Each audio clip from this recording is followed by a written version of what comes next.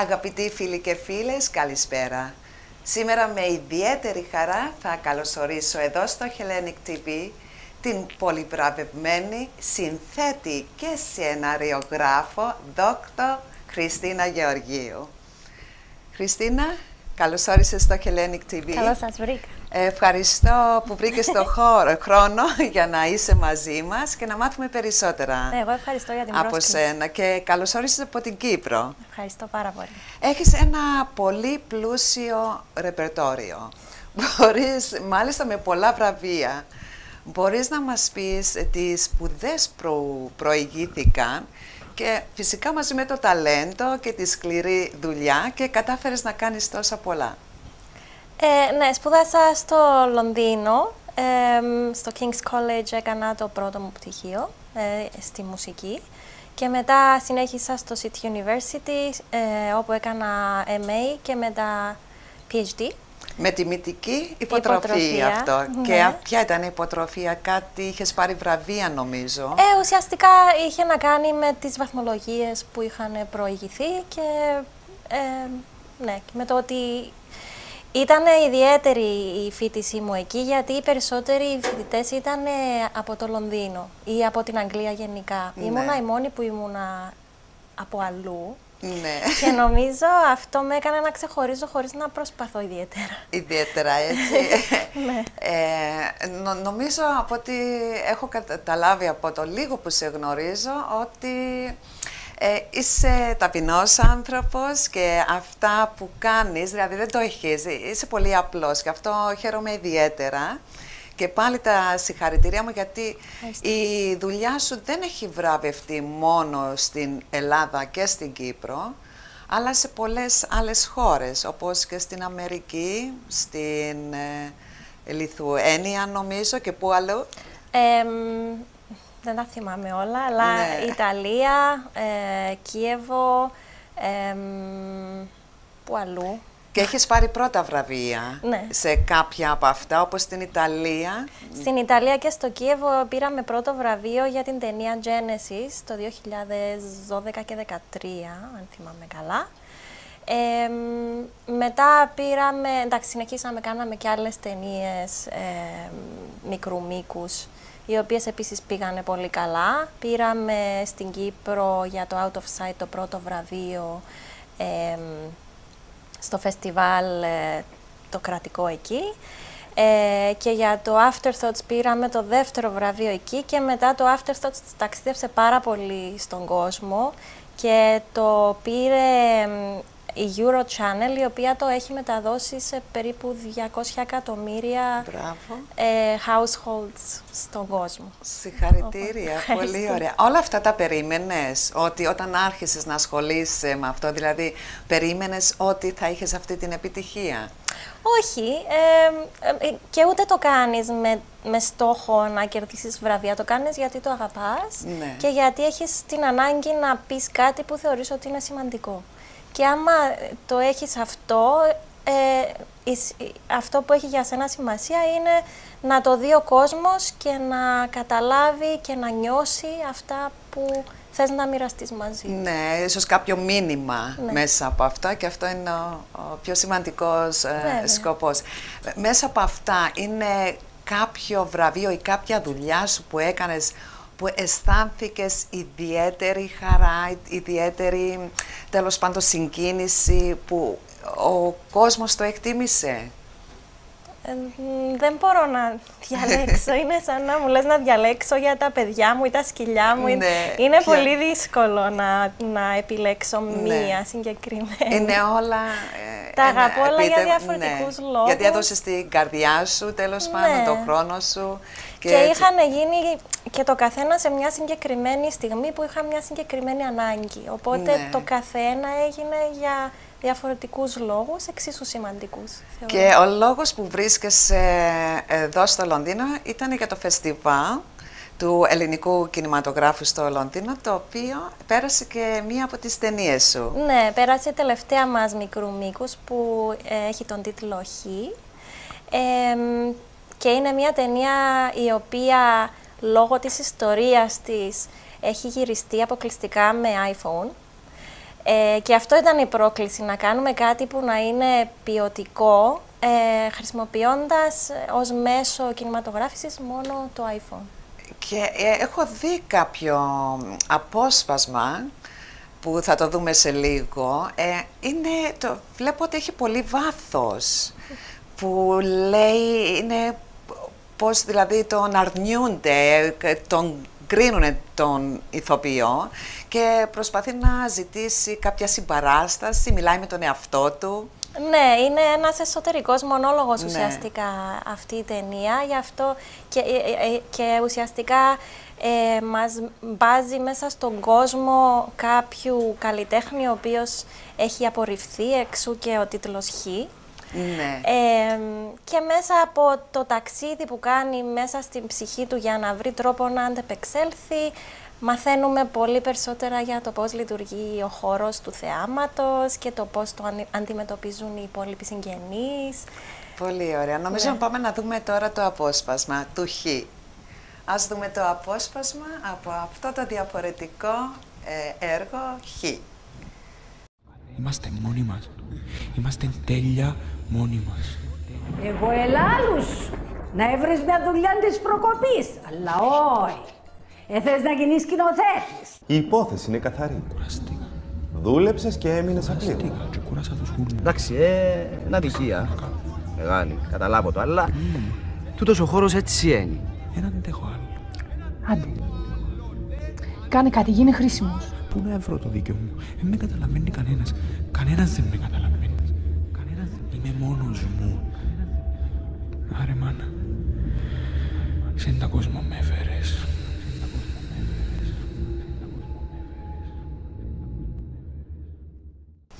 Πολύ ωραίο, Χριστίνα, και θα ήθελα σε κάποια φάση να δω περισσότερο από ένα απόσπασμα. Ευχαρίστως. Πολύ ωραία.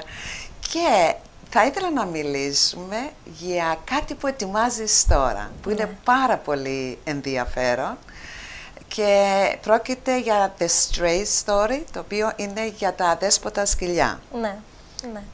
Πώς ξεκίνησε αυτή? Πρέπει να έχεις σκυλάκι σίγουρα. Έχω. Για να αποφασίσεις να κάνεις κάτι τέτοιο, έτσι. Αλλά από μικρή είχα αδυναμία στα ζώα, όχι μόνο στα σκυλιά, σε όλα τα ζώα γενικώς. Το ντοκιμαντέρ το είχα υπόψη μου εδώ και πάρα πολλά χρόνια, από το 2009 με 10 περίπου, που άρχισα να συνειδητοποιώ πόσο δύσκολη είναι η κατάσταση και τα προβλήματα που αντιμετωπίζουν αυτά τα ζώα. Ναι. Και σιγά σιγά, επειδή πήγα και δούλεψα σε καταφύγια και προσπάθησα να βοηθήσω, έκανα fundraisings, προσπάθησα γενικά να κάνω το πρόβλημα μικρότερο. Ναι. Αλλά δυστυχώς κατάλαβα ότι εάν ο κόσμος δεν αντιληφθεί ότι αυτό που συμβαίνει είναι κάτι που πρέπει να αλλάξει από όλους μας, το πρόβλημα δεν θα σταματήσει ποτέ. Ναι. Και γι' αυτό είπα ότι ο καλύτερος τρόπος να βοηθήσω, εφόσον ξέρω και μπορώ μέσω των ταινιών, είναι να κάνω μια ταινία που θα βοηθήσει τον κόσμο να καταλάβει την ευθύνη που έχουμε όλοι και με θετικό παραδειγματισμό, χρησιμοποιώντας εθελοντές από όλο τον κόσμο που κάνουν τη διαφορά, ενώ έχουν παράλληλα οικογένεια, φίλους, δουλειά, άλλοι, δεν είναι full time. Ένα καθήκον τέλος πάντων. Ναι, το κάνουν επειδή θέλουν να βοηθήσουν και αυτοί οι άνθρωποι για μένα είναι ένα απίστευτο παράδειγμα ευαισθησίας και δύναμης και ενέργειας που την απελευθερώνουν γενικά. Έχουν να λένε ότι ο άνθρωπος που είναι κοντά στα ζώα, που τα αγαπάει, είναι άνθρωπος με καλή καρδιά, με ευαίσθητη καρδιά, λένε. Είμαι πληγωμένη καρδιά κάποτε. Ναι, και έτσι βρίσκουν αυτή την αγάπη και την ανταπόκριση και ζεστασιά από ένα ζώο και κυρίως από τα σκυλάκια. Η κατάσταση στην Κύπρο, πώς τη βλέπεις με τα αδέσποτα σκυλιά, συγκρίση με άλλες χώρες? Γιατί πιστεύω αυτό το ντοκιμαντέρ θα γυριστεί και σε άλλες χώρες, έτσι. Έχουμε ήδη κάνει γύρισμα στην Κύπρο και στη Ρουμανία. Έχουμε επίσης κάνει κάποιες συνεντεύξεις με κάποιους Άγγλους εθελοντές και οργανώσεις και σχεδιάζουμε τώρα γύρισμα στην Αμερική, μάλλον περί τα τέλη Ιουνίου, και στην Ελλάδα, στην Κρήτη συγκεκριμένα, μέσα στο φθινόπωρο. Και με αυτό θα ολοκληρωθούν τα γυρίσματα και μετά θα κάνουμε το μοντάζ. Ουσιαστικά η κατάσταση στην Κύπρο είναι αρκετά δύσκολη, παρότι ο ακριβής αριθμός των αδέσποτων είναι ένα θέμα που κανένας δεν έχει συμφωνήσει για το πόσα είναι. Παρότι είναι δύσκολη η κατάσταση, γιατί έχουμε πολλές περιπτώσεις κακοποίησης και αυτό είναι το δύσκολο, δεν είναι τόσο τραγική όσο είναι σε άλλες χώρες, όπως ανακάλυψα από την έρευνά μου. Παραδείγματος χάρη στη Ρουμανία, η κατάσταση είναι πάρα πολύ άσχημη. Μιλάμε για εκατομμύρια σκυλιά, μιλάμε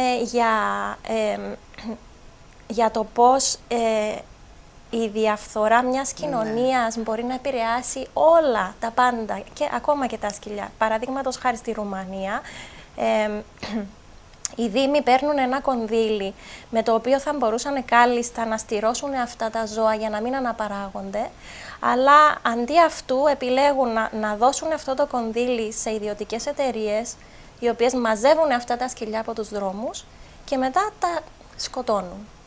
Το οποίο όμως δεν είναι λύση, διότι όταν ένας πληθυσμός νιώθει ότι σκοτώνεται, ότι πάει να εξαλειφθεί, τότε η αναπαραγωγή αυτών που μένουν είναι πολύ μεγαλύτερη. Οπότε αυτό δεν είναι λύση.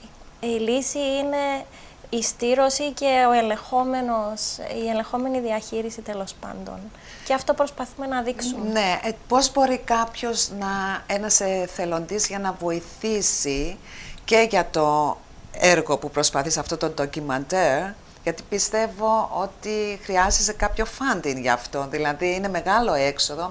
Μιλάμε ότι πρέπει να ταξιδέψεις σε χώρες, να πλησιάσεις κόσμο. Συγκεκριμένα σε αυτό πώς μπορεί κάποιος να βοηθήσει?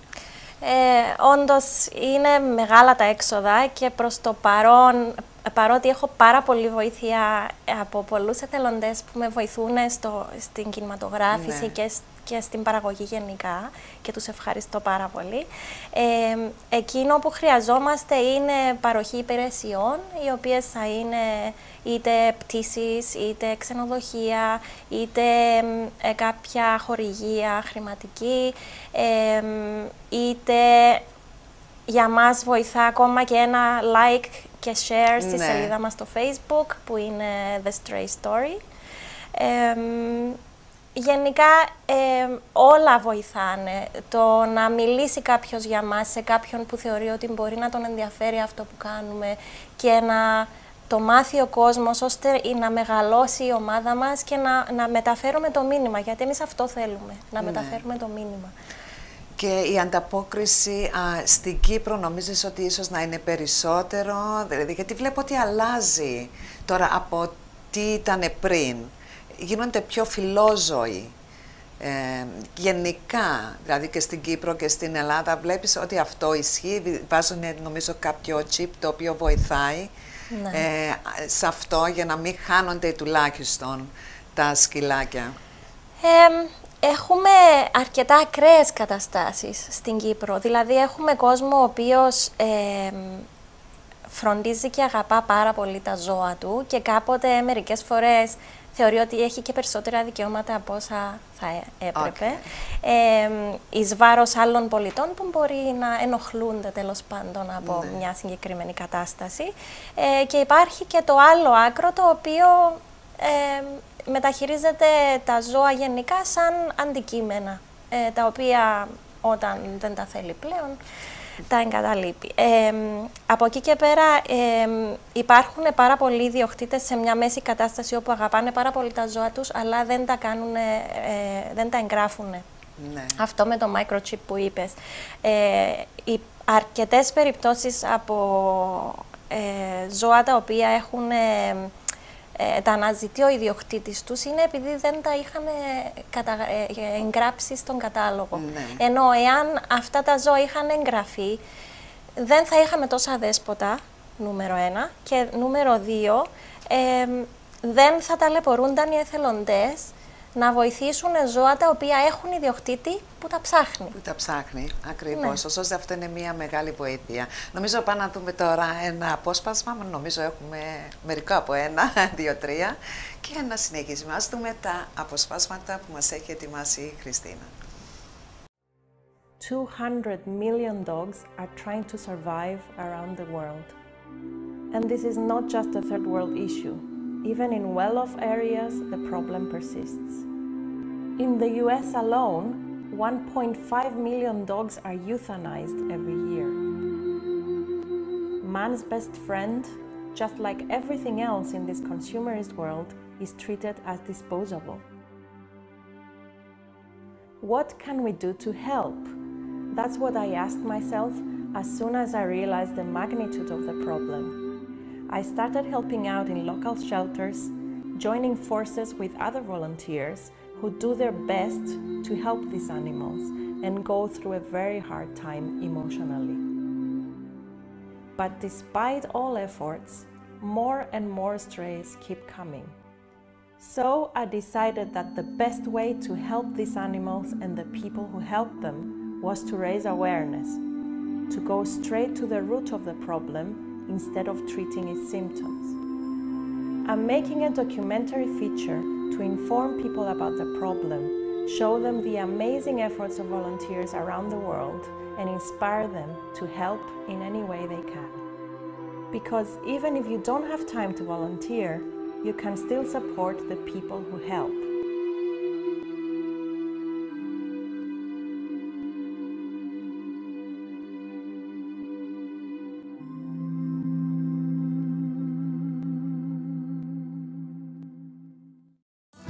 Particularly these days, there's a challenge with animal welfare because people see them as a disposable item, like the rest of their life these days is something to be had when you want it suddenly and you want it instantly, and then when you're not interested anymore, it can be disposed of. I think it's more about the fast society that we're living in and the challenges with throwaway consumerism.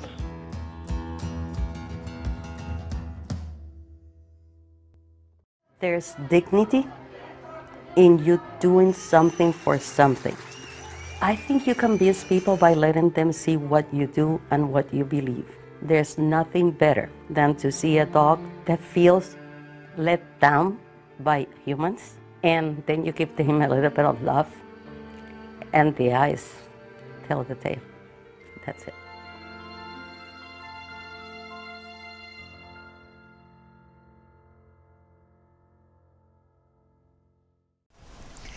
Είναι πάρα πολύ συγκινητικό αυτό που βλέπουμε για την προσπάθεια που κάνει ο κόσμος και αυτοί οι εθελοντές, και βασικά νομίζω, Χριστίνα, θα πρέπει να δώσουμε στον κόσμο να καταλάβει ότι τα ζώα έχουν αισθήματα. Δηλαδή, όπως μπορούν να τα κρίσουν εσωτερικά, και πρέπει να τους κοιτάξουμε ως ανθρώπους. Είναι ζώα, όμως έχουν ψυχή. Έτσι, και αυτό είναι νομίζω το μεγαλύτερο. Ναι.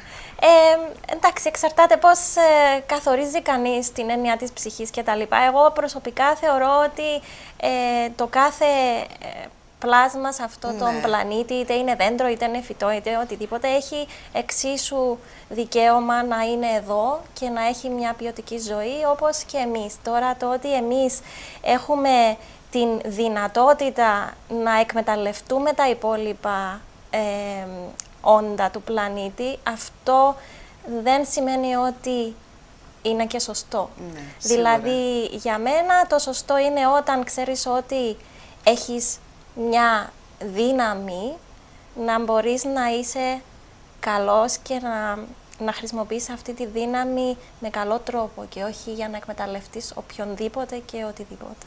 Πολύ ωραία. Χριστίνα, πριν κλείσουμε, δύο πράγματα. Ξέρω ότι διδάσκεις και σε πανεπιστήμιο στην Κύπρο. Σε ποιο πανεπιστήμιο είναι αυτό? Είμαι στο University of Nicosia. Okay, και αυτό είναι στον κινηματογράφο για σενάριο, έτσι? Ουσιαστικά διδάσκω 2 μαθήματα. Διδάσκω σεναριογραφία και διδάσκω επίσης και μουσική και ήχο για ταινίες.